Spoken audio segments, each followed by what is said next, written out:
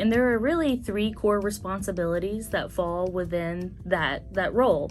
And the first is fund acquisition. So I am our organization's key and lead grant writer. So I facilitate the application processes, programmatic design, community engagement to design programs, to acquire funding, to support the critical services and programs and operational costs that are incurred in our organization, because all of our programs that we give to community are cost-free.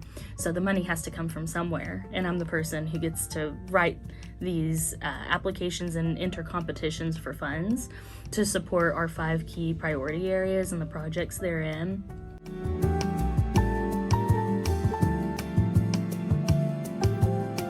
The responsibility for my role is data collection, reporting, and community learning. So data collection and reporting is for the projects and services that we offer. We're always interested in continually improving our programs, ensuring that they're culturally competent and designed, and collaborating with our community members to design solutions to the problems that we all experience by their lens, from their eyes and from their ideas. So as we engage in that process, no one gets everything right the first time. There are always rooms to expand. There's always the identification of additional gaps, service needs, key components, cultural components that can be interlaced into programming that'll better reach a particular population. So I'm a key part of that, and reporting to our funders the success of our works, the timely completion of our deliverables, so that we can maintain positive relationships with our funders, because these funders, they come from lots of different backgrounds, whether it be from a private foundation where individuals in a community have given their own incomes up because they believe so strongly in a cause, to tax-paid dollars, whether that be local, state, to engage in support certain works. So I take it incredibly seriously that the funds that we use to fuel this social justice work that we are involved in are delivering on what we promised to those funders, because I know that those dollars at the end of the day came from a single mother's tax-paying dollars, or a family that was just really passionate about a certain cause and they want to see change in their community. So I'm mindful of that relationship and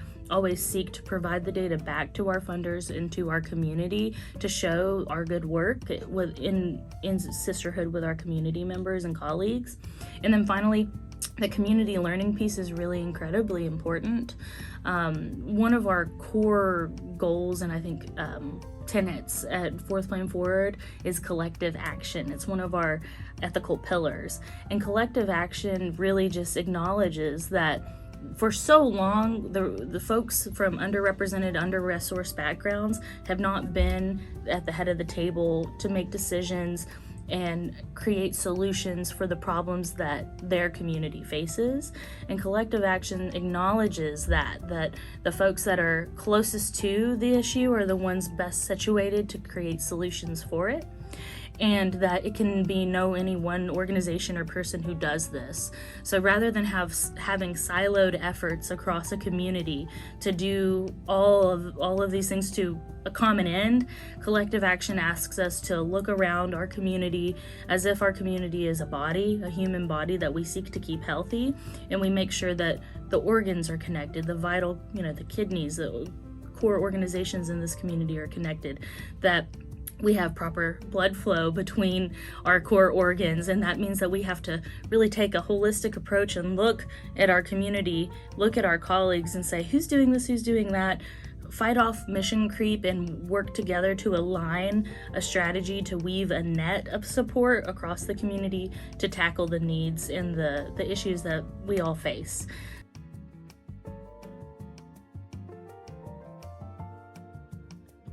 It's all about upstream policy change and alignment for communities of color, in particular low-income communities, rent-burdened communities, the communities that we serve here at Fourth Plan Forward, making sure that not only are we being responsive to the challenges that we see in our community, that we look upstream and we say, where are these problems coming from? And what could we do to mitigate them continuing and the insurgence of these problems and, continuing of those problems and overall.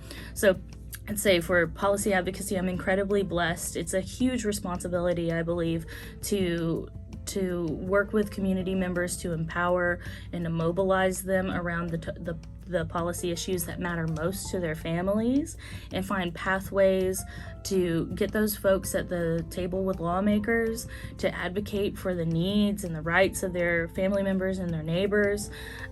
It's an incredible honor to fill that role for our organization. It's the first time anyone at our organization has had a policy role, and I don't take that lightly. So I'm incredibly blessed. I'm able to convene the Southwest Washington BIPOC Legislative Work Group in partnership with SWAC and the Washington Low Income Housing Alliance. I helped to convene the Southwest Washington RAP and LD group for the Washington Low Income Alliance as well, and even our own Fourth Plan Forward Community Advisory Committee. So I'm just incredibly blessed to have a team of community that help me understand further and deeper their needs, their policy priorities, and I'm situated in a position where I identify pathways to elevate their voice and their perspectives and their policy changes that they'd like to see for their community. So those are the three things that are involved in strategic development policy work. At the end of the day, it's about data-driven decisions, funding futures, and community voice. That's how I would surmise it.